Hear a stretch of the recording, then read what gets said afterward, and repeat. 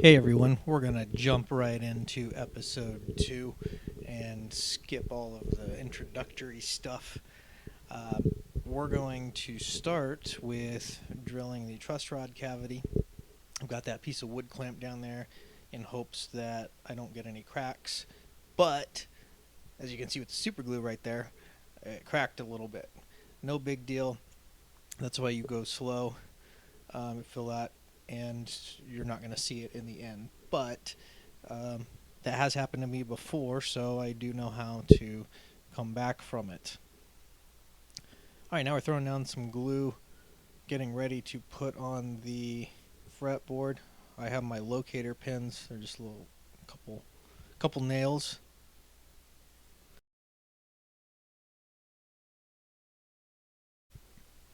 I probably should have radiused the fretboard before gluing it on. I mean, I've done it both ways. It'll get done in the end, but it probably would have fit a little bit better with the clamping cauls, which are radius blocks. Do you think I have enough clamps on there? I hope so. Alright, that's dried. We've taken the clamps off. And now we have a fretboard that we need to trim. Back to the new bandsaw. Being very careful. This is one place where you do not want to accidentally cut too far, because then you're working on a whole neck from scratch, which I have done multiple times. That is, working on multiple necks that I've screwed up, but I haven't messed it up this way yet. So, fingers crossed. I continue to be careful and we get good results.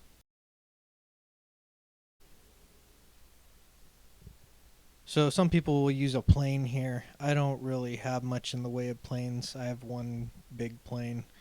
So for me, it's the leveling beam.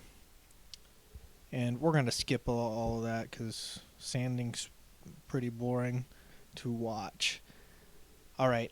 This was something that turned out all right, but basically I need an angle since I'm using a tunematic bridge. So I propped up the neck pocket template with another piece of MDF there, so it's all clamped down, and then that piece, the one with the template, is actually at an angle. It slopes with the weight of the router. This is probably not the ideal way of doing this, but I got a slope on there, and it was actually pretty good. I didn't really have to make any corrections, a little bit of sanding. I wanted about 3 degrees, and as far as I can tell through my measurements, I got 3 degrees. And the neck was a little tight, so we need to sand out, but it's good that it's tight. It's much easier to deal with. And now we're just thinning out the fretboard. I put it on and I noticed it was too thick. So we'll just take a few passes and get that. I'm checking the thickness there. This is actually going to be a pretty thin neck. I think it's below 22 millimeters.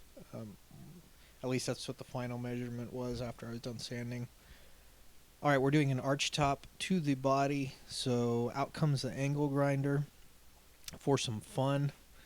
After all that sanding, I finally get to mess around a little bit and carve.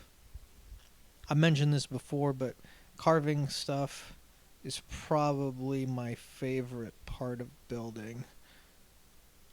Always important to have your lines. Never try to do this without lines. Even if you don't follow the lines exactly, it gives you an idea of where you can go, how far you want to work up, and when you're carving away material, it is extremely important to not go too far. So here I can go over the lines a little bit, but I want to keep it fairly close. You can always tidy up stuff, but if I don't have the lines, I don't know how deep I'm supposed to go, and then you're probably going to be dealing with a mess. So keeping the angle grinder going, getting the gut cut out. I used cut too many times there. Oh well. I'm not going to open a thesaurus to figure out new words right now. So my apologies for my lack of variety. Alright, and now some shaping with the Orbital Sander. I love this as a shaping tool. I've mentioned it before. You're probably not supposed to use it as a shaping tool, but I do. And it saves a ton of time. And you can get pretty precise, especially once you kind of get the hang of it. You just don't want to press too hard on one spot. If you are trying to shape something, do a little bit, see where you're at, and then do a little bit more. I have tried shaping stuff, and I've stayed on the same spot a little bit too long, and then you end up with a depression there, and you got to sand out the rest. So it is possible to go too far, but if you're careful, it can save you a ton of time.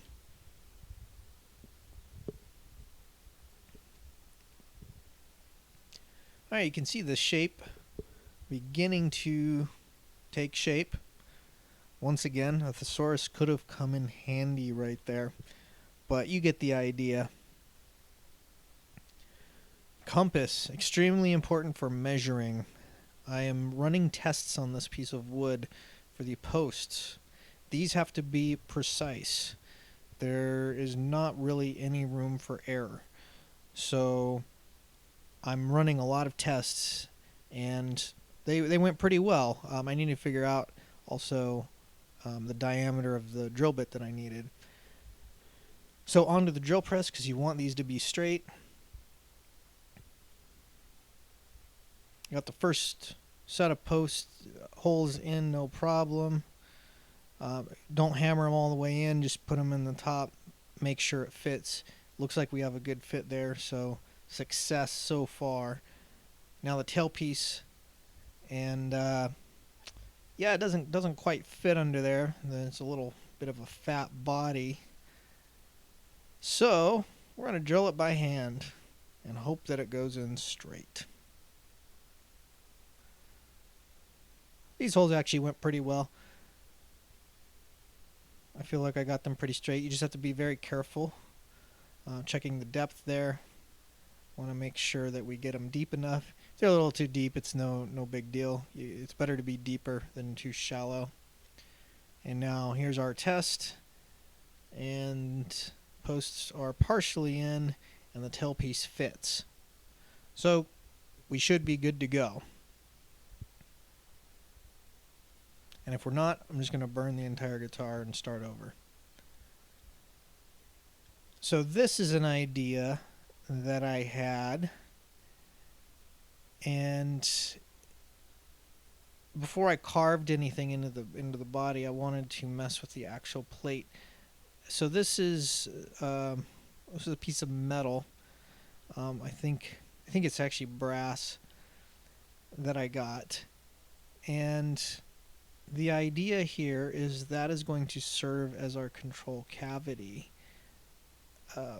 So some of you might be aware of, like, on Telecasters, how you have the knobs and everything on a little plate on the front. There's also scratch plates that have the entire the whole setup with your pickups and everything in a plastic piece that then screws onto the body. So that's the idea. This was a pain. I had to mark these out twice. We're going to get back to the plate in just a minute here, but I didn't want to work on it, so we're back to cutting out the fret slots. I should have just gotten a pre-cut fretboard. It takes a lot of time to measure these out, and it's not so bad if you're doing an extended scale or something like that. This one's a 25.5 scale, so you can get those pretty easily, and it would have saved me a lot of time. I should probably just have a few of those on hand. It is a lot cheaper to do it this way. I mean, I cut the wood myself. It's a piece of bird's eye maple that I got, but I don't know. It's always a debate. Time versus money.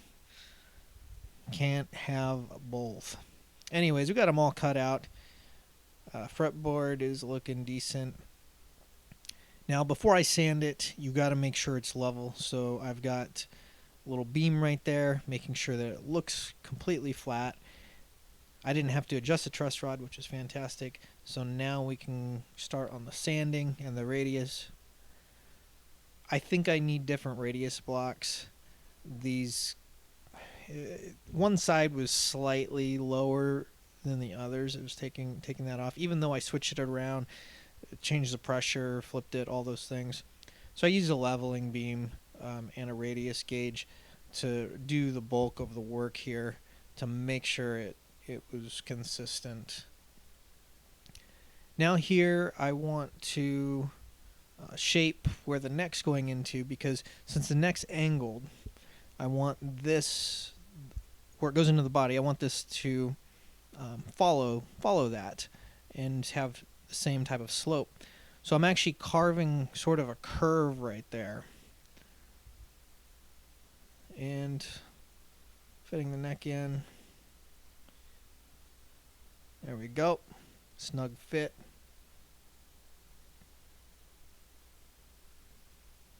And it looks good. Back to the control cavity plate. So the idea here is basically it's going to go on top right there. And I got a little anvil there, and just slowly start hammering it out, shaping it. And I wanted to go with a hammered look. So I'm not trying to make it like a perfectly looking plate. I want it to have sort of distressed look, so that's part of the idea for anyone who's curious. I made that little setup for the anvil as well to hold it in place, because it's a tiny anvil and you can't screw it in or anything like that. It's a jeweler's anvil or something like that. So anyways, just very slowly working on the curves there. My neighbors probably hated me that day because it was just tons of little tapping, lots of ping, ping, ping sounds. If anyone's ever listened to Metallica's Saint Anger album, the sound of that snare was about how the sound of that hammer was on that brass. So for those of you familiar with that, it was not fun. Now we're going to file the edges, shape it. I want to make sure this plate works before I carve anything into the body. And I mean, my idea I thought was a good one, but it might not have worked. And if it didn't, I haven't cut anything out on the guitar. I can still do a standard control cavity, no big deal, and just throw this away.